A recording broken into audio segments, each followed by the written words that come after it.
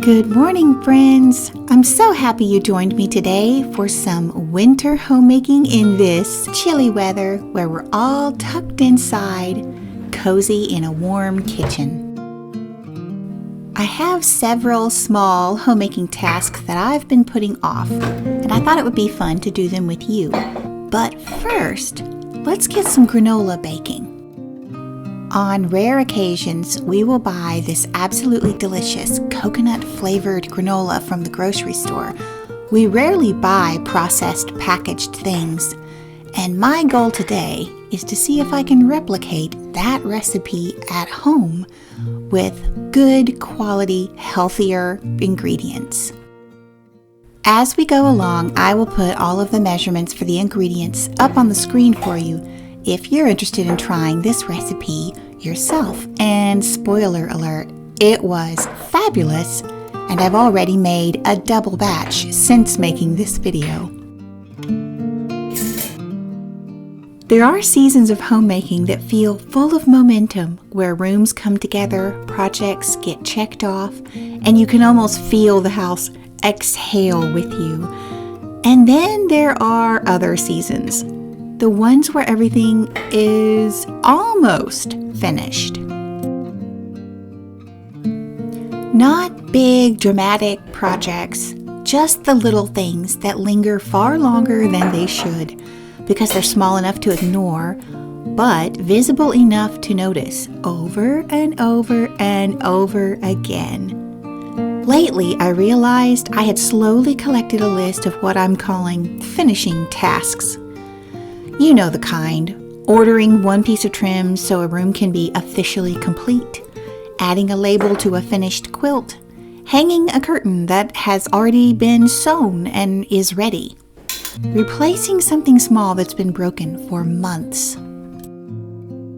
Nothing complicated, nothing expensive, and yet these are the tasks that tend to fall through the cracks, especially after the big push of moving houses or renovating or just a very busy season of life.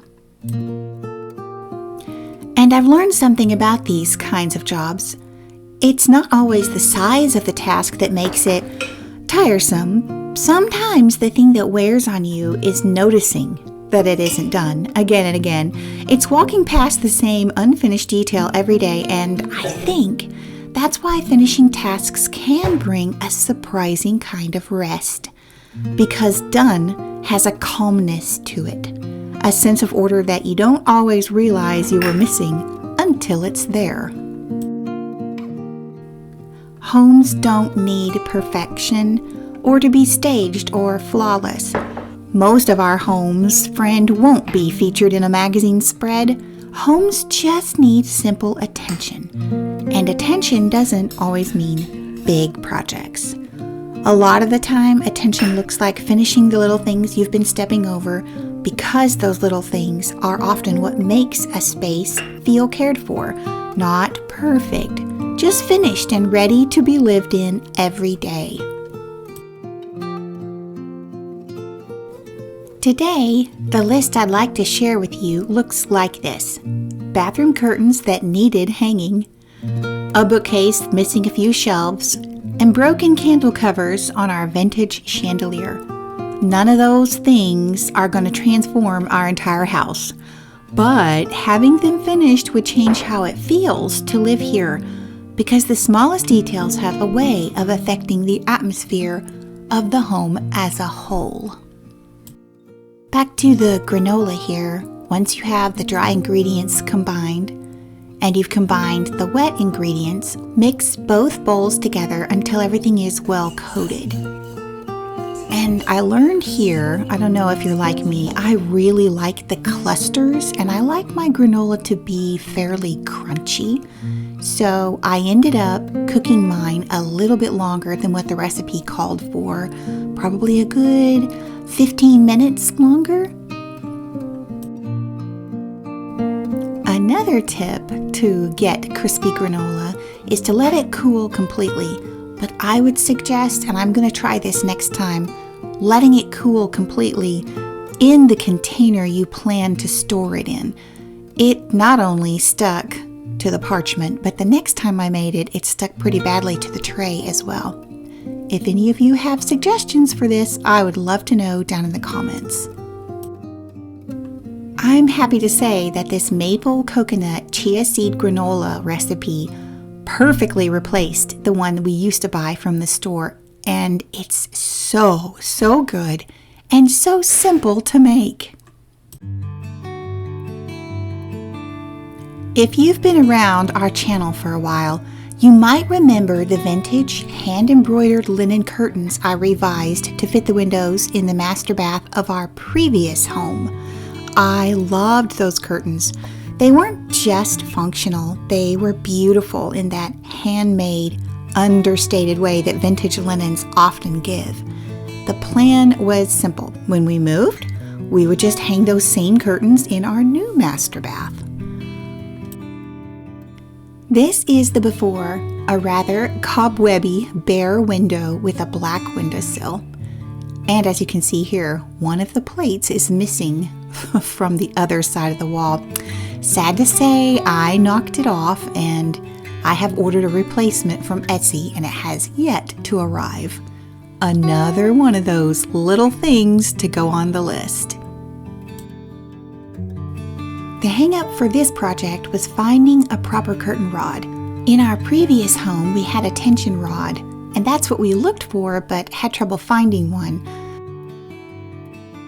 Once the rod was found, we'd already moved on to bigger things. The momentum of moving in had been lost, so hanging the curtains went to the back burner, and then, like most back burner tasks, it turned into something we only thought about when we noticed it. This is a perfect example of how these unfinished tasks stack up. It wasn't a big obstacle and it wasn't a huge expense, it was just one missing piece. To regain momentum, I washed and pressed the curtains. This small step made them ready, and once something is ready, it's much easier to follow through. Matt got his drill and in about 5 minutes, the curtains were up. 5 minutes, that's it. And he even made the comment, "This went up so quickly, it's ridiculous that it took this long for us to get it done." But that's okay, it is done. I'm sure you've heard the saying, it's easier to steer a moving vehicle, and that is absolutely true, especially in homemaking. Once the curtains were hung and the windowsill was cleared off, I was already in motion, so I decided to paint. We had a can of Sherwin-Williams Universal Khaki on hand, and it seemed like a good neutral color for this little project. This wasn't a grand renovation plan. Eventually, we plan to do a complete redo of this bathroom, but for now, repainting the windowsill was a small enough project to tackle in one afternoon. And those kinds of projects matter because they're realistic, they're doable. They're the kinds of things that make your home feel better right now without waiting for the someday remodel.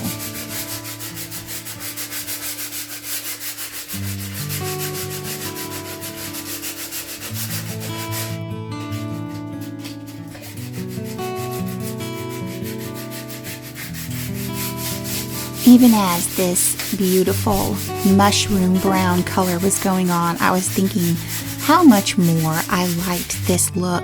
I didn't really want to emphasize the windowsill more than I would the view and the pretty curtains and the lovely tile. On a side note here, did you know that Universal Khaki by Sherwin-Williams has been named Color of the Year for 2026? Who knew? Matt and I have been loving this color for several years and plan to continue using it.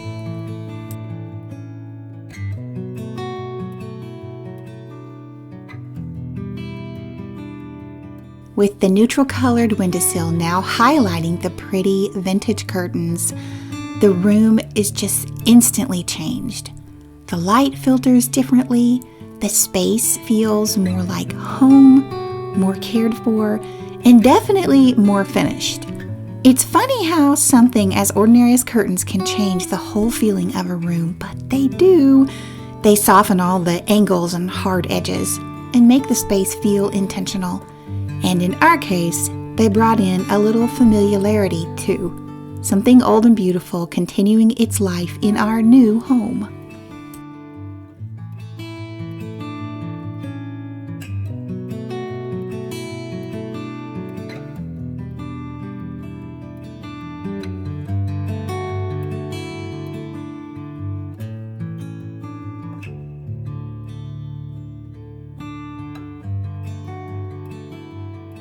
Now I'll take a short break to share a special announcement. For those of you who have signed up for our pattern mixing course, we have a brand new platform. All of your lessons and all of your progress has been saved and is available. You will be sent an email and you simply need to reset your password, and everything else will be exactly the same. For those of you who don't know about our pattern mixing course, here is a little introduction. This course includes over half an hour of instruction on basic pattern mixing, how to get started with pattern mixing, which pattern to put where, personal worksheets to help you tackle your own spaces, frequently asked pattern mixing questions, and final thoughts. You will also have access to an exclusive Pinterest pattern mixing board to study and for inspiration. Next on the list was installing the last shelves in my bookcase, and this one was another perfect example of how unfinished details happen during a move. Somehow in the move, the shelf clips were lost, and without these specific clips, you can't install the shelves. Matt checked at several hardware stores without success, and then he finally found a match online and ordered them. This took some time, but once they came in, installing the shelves was quick and simple. And again, the payoff was immediate. You probably have also heard the saying that the hardest part of every job is getting started, and I really think there is a large element of truth to that saying. Once I began handling my books, the momentum built and my excitement. It was going to be so nice to have all of these delicious design books accessible so that anytime I wanted to refer to them or get fresh inspiration, there they would be right at my fingertips and not in a box shoved in a closet. I will say too that there were and are many other things on our to-do list for finishing tasks than just the 3 that I'm sharing in our visit today. But one of the reasons I chose this one to share is because this is the room that our guests and friends and family walk into. It's the first room. It's where they feel welcomed, and it sets the tone for the rest of the house. And having the top of the bookshelf with this gaping dark hole just wasn't the kind of welcome I wanted to give. There's also the fun of seeing all your books again, kind of like a reunion with old friends. I really had no idea that I had as many English country-style books as I do. So, began the reorganization. I decided to put all of the English books on one shelf, a section for kitchen design, and then a section for gardening books and classic country decorating. I am very excited to be referring to these English cottage gardening books this spring, as we will be putting in at least one flower bed, and I am full of anticipation for spring. Another side benefit to completing this project was getting rid of more boxes. I think as of the time we filmed this video, we only have about 5 boxes of things left to go through and find a home for. That feels so good. The order and accessibility here is so satisfying, and this is definitely a much more welcome view than the one we had before.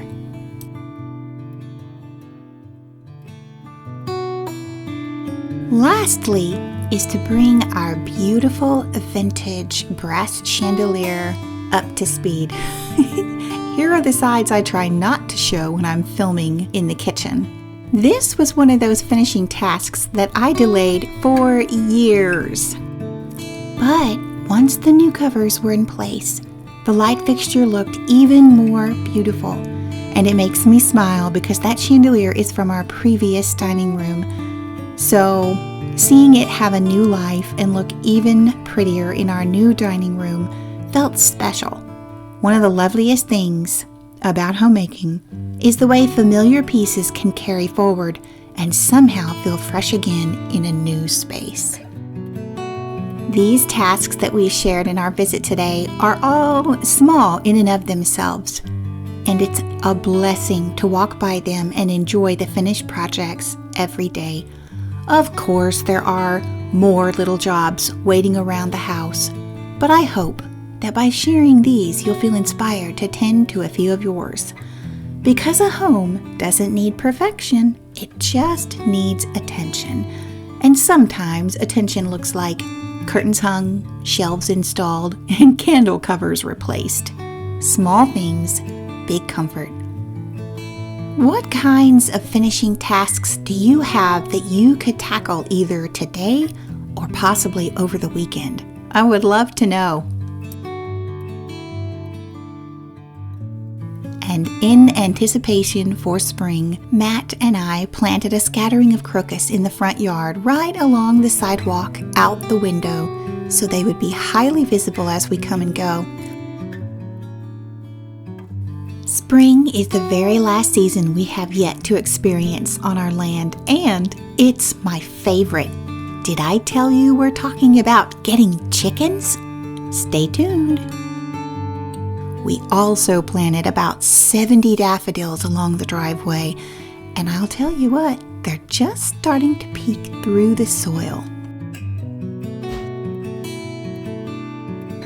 Our maple coconut chia seed granola is hot and fresh out of the oven, and it's just delicious. It is such a hit with my family that by the time I came to this part of the video to film for you a parfait, I had hardly anything left to share with you. Thank you for joining me today, friends. I really appreciate it.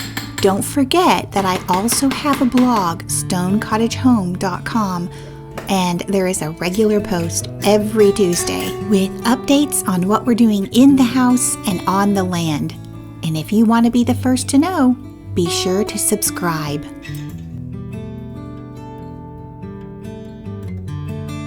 Until next time, take care.